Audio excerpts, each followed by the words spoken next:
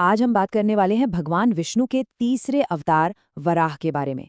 लेकिन सवाल यह है कि आखिर ऐसी क्या नौबत आ गई थी, ऐसी कौन सी बड़ी उथल-पुथल मची थी कि खुद भगवान विष्णु को पृथ्वी बचाने के लिए अवतार लेना पड़ा। और इस पूरी कहानी की जड़ में एक बहुत ही अजीब सवाल छिपा है। सोचिए जरा, भगवान के सबसे वफादार, सबसे प्यारे रक्षक ही उनके सबसे बड़े दुश्मन क्यों बन गए? जी हाँ, ये कहानी है जय और विजय की। चलिए समझते हैं इस अनोखी लीला को। तो बात शुरू होती है वैकुंठ से, भगवान विष्णु का दिव्य धाम। सोचिए, एक ऐसी जगह जहां सिर्फ आनंद ही आनंद है, कोई दुख नहीं, कोई डर नहीं। और इसी खूबसूरत जगह के दरवाजे पर तैनात थे दो सबसे भरोसेमंद द्वारपाल, जय और विजय। सब कुछ ठीक चल रहा था कि एक दिन वहां पहुंचे ब्रह्मा जी के 4 मानस पुत्र सनत कुमार। अब ये दिखते तो छोटे बच्चों जैसे थे, पर थे महाज्ञानी ऋषि। वो भगवान विष्णु से मिलने आए थे, लेकिन जय और विजय ने उन्हें दरवाजे पर ही रोक दिया। उन्हें लगा ये कोई साधारण बच्चे हैं। बस ऋषियों का अपमान हुआ और उनका गुस्सा भड़क उठा। और क्रोध में आकर उन्होंने एक भयानक श्राप दे दिया। उन्होंने कहा, तुम्हारे मन में अहंकार आ गया है, तुम इस दिव्य स्थान के लायक नहीं। जाओ, तुम वैकुंठ से गिरोगे और उस दुनिया में जन्म लोगे जहां अज्ञान और अहंकार का राज है। सोचिए, ये शब्द सुनते ही पूरे वैकुंठ में कैसी खामोशी छा गई होगी। शोर सुनकर खुद भगवान विष्णु बाहर आए। उन्होंने ऋषियों को शांत करने की कोशिश की, लेकिन श्राप तो दिया जा चुका था, वो वापस नहीं हो सकता था। तब भगवान ने अपने प्यारे द्वारपालों की तरफ देखा और उन्हें एक रास्ता सुझाया, एक विकल्प दिया।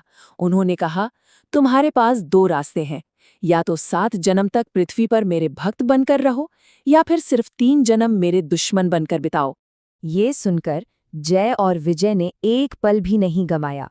उन्होंने चुना 3 जन्मों का रास्ता, अपने ही भगवान के दुश्मन बनकर, क्योंकि वो अपने प्रभु से 7 जन्मों की लंबी जुदाई बर्दाश्त नहीं कर सकते थे। दुश्मनी में ही सही, पर भगवान से जल्दी मिलना चाहते थे।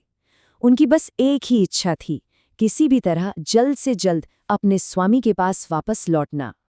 और यहीं से शुरू होती है भगवान की उस लीला की पहली कड़ी। श्राप सच हुआ और जय और विजय का जन्म हुआ धरती पर, इस बार शक्तिशाली असुर भाइयों के रूप में। उनका जन्म हुआ दिति और ऋषि कश्यप की घर। बड़े भाई का नाम पड़ा हिरण्यकशिपु और छोटे का हिरण्याक्ष। और जन्म से ही दोनों में गजब की शक्ति और महत्वाकांक्षा थी।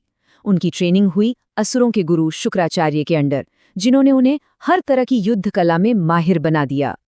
और शुक्राचार्य ने ही उनके दिमाग में ये बात डाल दी कि देखो, जब तक विष्णु है, तुम्हारा राज कभी भी परमानेंट नहीं हो सकता। अगर अमर होना है तो उसे हराना ही पड़ेगा। बस ये बात उनके जहन में घर कर गई और यहीं से विष्णु के साथ सीधी दुश्मनी की शुरुआत हुई। अब इन दोनों भाइयों में जो छोटा था, हिरण्याक्ष, वो कुछ ज्यादा ही आक्रामक था। उसे लड़ने का बड़ा शौक था और अपनी ताकत के नशे में चूर उसने एक ऐसा काम कर दिया जिससे सचमुच पूरा ब्रह्मांड हिल गया। उसने क्या किया? उसने पृथ्वी देवी यानी भूदेवी को ही उठा लिया, उनका अपहरण कर लिया और उन्हें ले जाकर ब्रह्मांड के आदिम महासागर, जिसे गर्भोदक सागर कहते हैं, उसकी गहराइयों में छिपा दिया। ये सिर्फ एक अपहरण नहीं था, ये तो पूरी सृष्टि पर, पूरे जीवन पर सीधा हमला था। और पृथ्वी के बिना क्या होता? जीवन जैसे रुक सा गया, जंगल सूखने लगे, नदियां ठहर गईं। समझिए कि सृष्टि की नींव ही हिल गई थी। सारे देवता एकदम लाचार हो गए, परेशान कि अब क्या करें। अब जब कोई रास्ता नहीं दिखा तो सारे देवता भागे भागे पहुंचे सृष्टि के रचयिता ब्रह्मा जी के पास। वही आखिरी उम्मीद थे। ब्रह्मा जी ने सबकी परेशानी सुनी, आंखें बंद की और पूरी श्रद्धा से भगवान विष्णु को याद किया। और जैसे ही उन्होंने प्रार्थना की, एक चमत्कार हुआ। उनकी नाक से एक बहुत ही छोटा सा सूअर का बच्चा निकला। सब हैरान थे कि ये क्या है, लेकिन अगले ही पल वो छोटा सा जीव एक विशालकाय पर्वत जितना बड़ा हो गया। उसकी आंखें आग की तरह चमक रही थी। ये कोई और नहीं, ये थे स्वयं भगवान विष्णु अपने वराह अवतार में। तो अब मैदान सच चुका था, धर्म और अधर्म के बीच एक महासंग्राम के लिए। एक तरफ था अपनी ताकत के घमंड में चूर हिरण्याक्ष और दूसरी तरफ थे सृष्टि को बचाने आए भगवान वराह। भगवान वराह ने एक ऐसी गर्जना की जिससे पूरा ब्रह्मांड गूंज उठा और उन्होंने सीधे उस गहरे सागर में छलांग लगा दी। बहुत जल्दी उन्होंने पृथ्वी देवी को ढूंढ निकाला और बड़े ही प्यार से उन्हें अपने विशाल दांतों पर उठा लिया ताकि उन्हें सुरक्षित बाहर ला सकें। लेकिन तभी वहां आ धमका हिरण्याक्ष। अपनी कैदी पृथ्वी को आजाद देखकर उसका गुस्सा 7वें आसमान पर पहुंच गया और उसने गरज कर भगवान वराह को ललकारा। भगवान वराह ने बड़ी शांति से लेकिन उतनी ही मजबूती से जवाब दिया। उन्होंने कहा, पृथ्वी सारे जीवन का आधार है, उसे बंदी बनाना महापाप है और धर्म की स्थापना के लिए तुम्हारा अंत जरूरी है।